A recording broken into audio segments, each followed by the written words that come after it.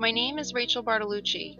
I'm a mom, artist, homesteader, owner of Bartolucci Farms, and Brick Garden Club member. Like you, my husband James and I are passionate about plants, growing them, cooking them, eating them, and enjoying their beauty. We love not only to watch and observe the changes as they occur through the seasons, but to interact with the soil, plants, and insects that take residence in our garden. Let me tell you a story that took place in our garden last year. There's an old dilapidated barn in our field behind which we store tools and garbage cans amongst the poison ivy and wild onions. It was late spring when we noticed a young plant that wasn't like the others in the area. It had large, vibrant green, maple-like leaves like a squash. I asked Jay if he had noticed the plant behind the barn, and he said he'd noticed it too. "Leave it," he said. "Let's see if it grows." So we left it, passed by every day on the way to our countless jobs in the garden, and included the children in the fun.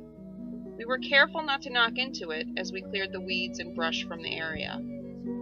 Laying cardboard and wood chips, we were able to manage the weeds and retain moisture in the soil around the mystery plant throughout the season. By late June, we were sure it was a squash plant, and in July we noticed the first fruit. It looked like a zucchini. Afraid it would fall victim to the groundhog, I picked it and enjoyed it that night with dinner. More fruits developed, but this time we decided to let them grow. As smaller fruits died, one fruit got larger and rounder, more like a pumpkin. I elevated it off the ground on an overturned bucket.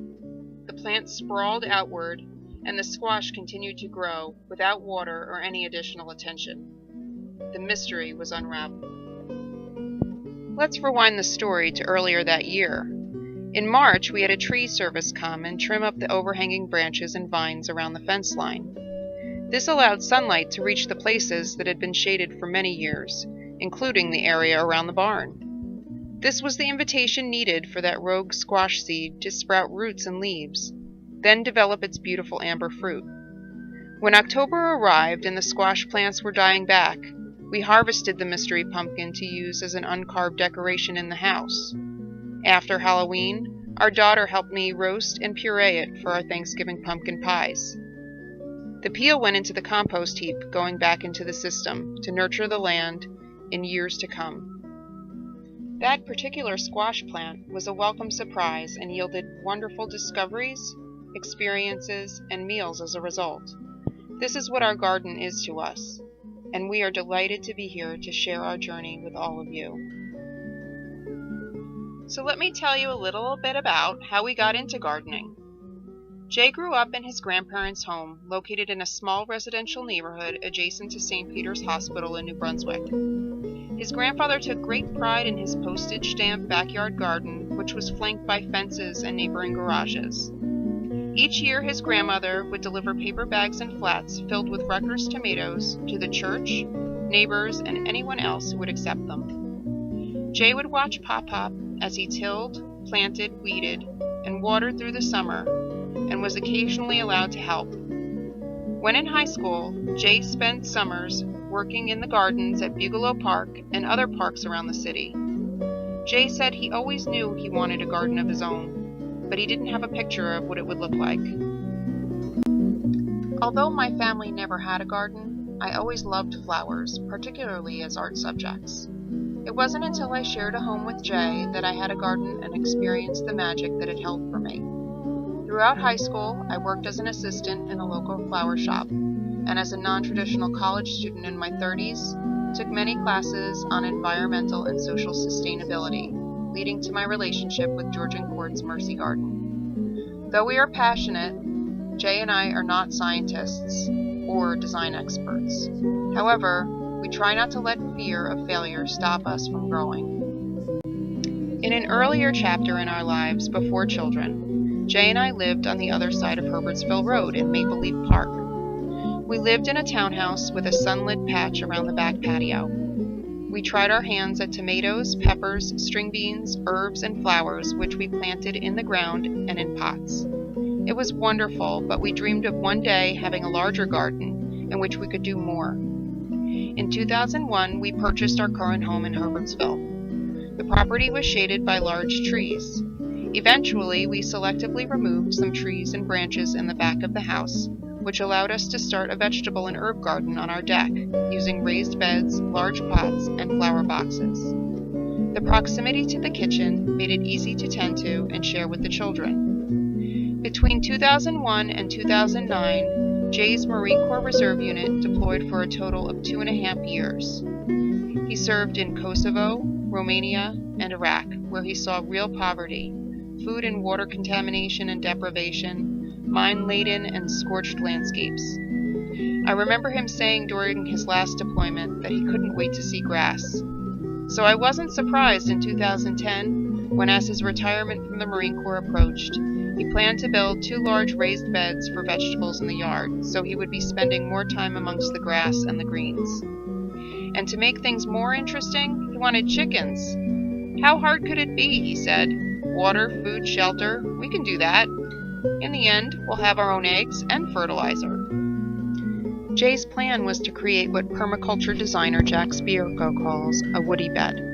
Ours is a 2-foot deep raised bed or box which sits above ground. It's filled halfway with rotting wood that we took from the wood stack at the back of our property. Jay then added the compost from our bin, rich and dark, loaded with happy worms and the occasional clam and mussel shell. The plants went in. Jay went to Public Works on Ridge Road and loaded the bed of the pickup truck with leaf compost to top dress the raised beds. The theory is that the wood acts as a sponge, absorbing water and nutrients when they are abundant and releasing them slowly back into the soil to nourish the plants and life in the surrounding soil when the natural rainfall is scarce. We never have to till the soil because it's never walked on. It's always light and fluffy. Weeds are managed by hand, selecting what we want to keep and what will go. Because it's higher off the ground, we are able to tend to the soil and plant without having to crouch down or bend over. It also prevents the rabbits from feasting on our tender plants. Each fall, after everything has died back, we clean out the dead plants. Throughout the winter, we add chicken litter to the beds to be lightly scratched in the spring.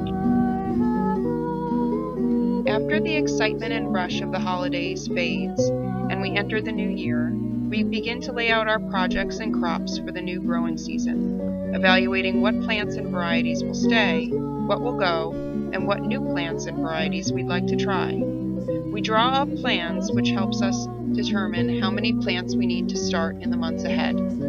Each bed is laid out into a grid with 1 foot by 1 foot squares, which makes it easier for us to organize the different plant varieties according to our plans. At the end of my presentation, Jay will be sharing with you how he starts our plants from seeds in our house beginning in February. By April, we begin to transition our plants outside from the grow lights in the basement by using a homemade cold frame on the back deck in the spring. These first plants are lettuces and brassicas like bok choy, kale, cabbage, and chard. Although our average frost date is May 10th, we took a chance late March last year and began plugging our young plants into the prepared beds and top dressed around them with about 3 to 4 inches of leaf mulch from Public Works. Although we covered the beds with plastic sheeting to maintain some of the warmth, the frost came and killed many of the plants. However, there were some that did not die and had an advantage through the growing season. As the days got warmer, we added tomato and pepper plants and sowed the string beans directly into the ground. We water the plants as they get established until their roots grow down into the rich medium below. But throughout the summer and fall, the plants are largely on their own, deriving the majority of their water from natural rainfall and what is retained by the bed. Throughout the growing season, we keep buckets set up to collect water during rainfall events.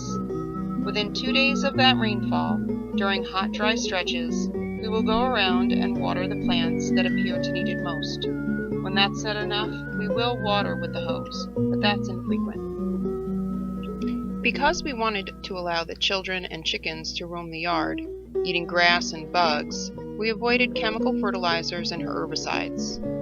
We decided we were going to learn how to garden naturally, not only for our chickens, but for the health of our family and to nurture and encourage a healthy, robust ecosystem that could find its own balance.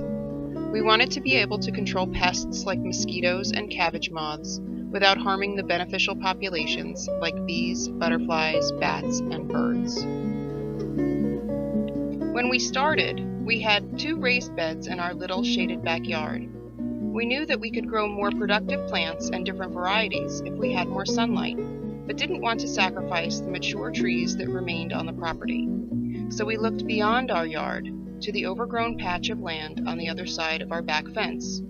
Although overgrown at the time, we soon learned of its rich history, once as a farm tilled by tractor, then as a pasture housing horses, goats, and a small vegetable garden, and finally a spot for the neighbor to park her school bus when she wasn't working. We reached out to the owner and asked her if we could clear a portion of her property, cleaning it up and making a small vegetable garden in more traditional raised rows.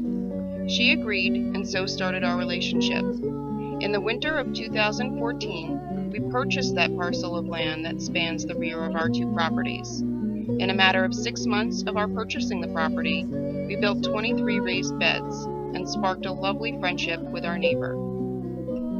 Unlike the first raised beds that we built in our backyard, the bottom of these beds were lined with cardboard, then filled with well-processed leaf compost and mulch. We knew this medium was deficient of many of the minerals, fungal, and microbial life necessary for highly productive plants, but it was free, and we knew that in time the beds would mature and the plants would improve from year to year. Jay says they're plants, they want to live. We just give them a place to do what they want to do.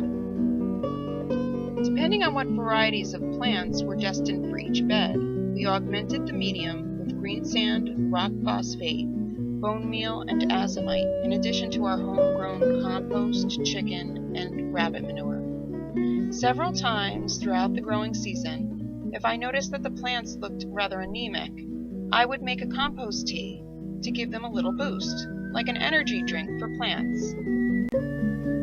This is how I made the compost tea. First, I found a bucket with a crack in the bottom, but you could also drill a series of large holes in the bottom if you don't have a broken bucket. Then I filled the cracked bucket halfway with compost from our worm bin and placed it inside a larger bucket and filled the compost with water. After a half hour, I raised the inner bucket up and placed it on a shepherd's hook to allow it to drain. The black odorless liquid that remains is rich in micronutrients that benefit the plants and the microbial life of the soil. I usually dilute it by half. I will repeat this process until the tea looks weak, and then I will return the compost to the worm bin. In addition to compost and mineral additives, we plant cover crops such as clover, beans, and buckwheat in the summer and fall to fix the nitrogen in the soil. By pulling nitrogen from the atmosphere, these plants enhance the quality of the soil while they grow, provide a harvestable crop in season, and become what is called a green manure when we cover it with leaf mulch after the harvest, returning the nutrients to the earth. 3 of the raised beds were also built with a trellising system on which we grow tomatoes last year. This year, we will experiment with cucumbers on these trellises as well. You might be wondering, what do you do about weeds? Well, we are no strangers to weeds. In order to manage them in the growing beds, we use leaf mulch wherever the desired plants are not. In the walking paths around the beds, we cut back or pull out as much as we can. Next, we lay down a layer of cardboard, some from friends and more from the high school recycling bin. Finally, we cover the cardboard with about 6 inches of wood chips, which our local tree guy, Troy, was happy to deliver. Eventually, the cardboard will break down, but in the meantime, it prevents light from reaching the weeds and sprawling plants below. We conducted an experiment this year to see how much of a difference laying leaf mulch made in controlling weeds in the raised beds. So we left our bok choy bed unmulched. It produced small heads of cabbage throughout the spring, but when the heat of summer hit, while the other beds looked neat and tidy, the bok choy bed was overpopulated with tall grasses, chickweed, and other sprawling weeds. While unattractive, it made great fodder for the chickens in the fall. They cleaned it up and returned the nutrition to the soil in the form of manure. Now we know, mulch matters. Each time we go out to harvest fruits and vegetables from the field, we bring out the hod and buckets to haul our load back to the kitchen to be weighed and cataloged. This is an activity that our children particularly enjoyed as they worked on their math and science skills throughout the summer and fall. As we worked in the field, we started to recognize the populations and systems that exist in our own backyard and how it changed throughout the seasons. At dusk, we noticed bats doing laps, gobbling up their evening meal of mosquitoes, which we have in abundance. During the heat of the day, the comfrey and calendula flowers were buzzing with bees and butterflies, and nearby trees were filled with the clamor of small birds and foreboding hawks. These are populations that we want to encourage. Bats and birds in order to control certain insects and rodent populations.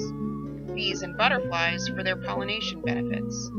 So this spring we will be mounting a bat house and bird houses on our trees and installing a beehive to help bolster our fruit and veggie production, hopefully yielding enough honey and beeswax for us to use in our healing salve. Because there are edible plants such as kale, chard, and culinary herbs integrated throughout our landscape, we are more likely to have a harvest even if insects or critters have taken a liking to a particular plant or variety. For instance, every summer cabbage moths will inevitably lay eggs on our kale, starting their life cycle, which includes consuming the kale leaves to wispy veins.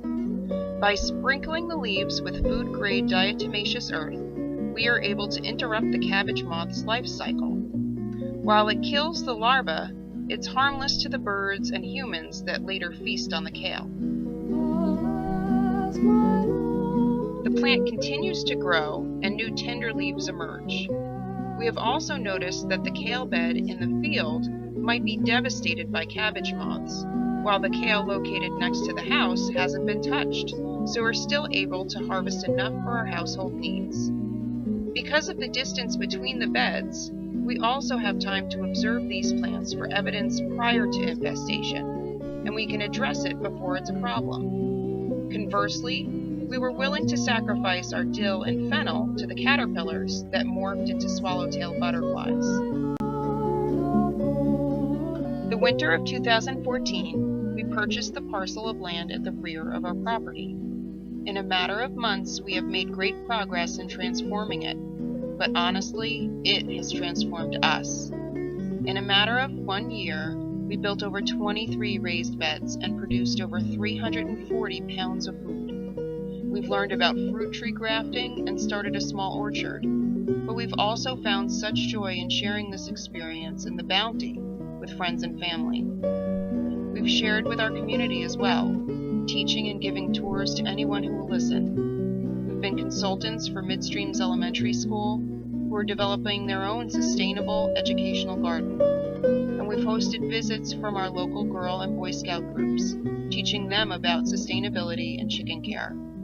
Our children love to bring their friends around to meet the chickens and sample vegetables straight out of the garden. Additionally, we are finally able to source some of the herbs used in our healing salve directly from our garden.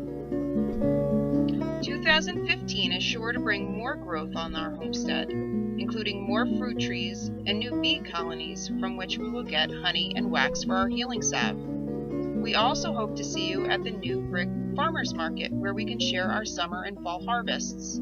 We've been happy to share the tale of our journey with all of you. These have been the unintended benefits of our gardening. Like that mystery squash plant behind our barn, thanks for showing up.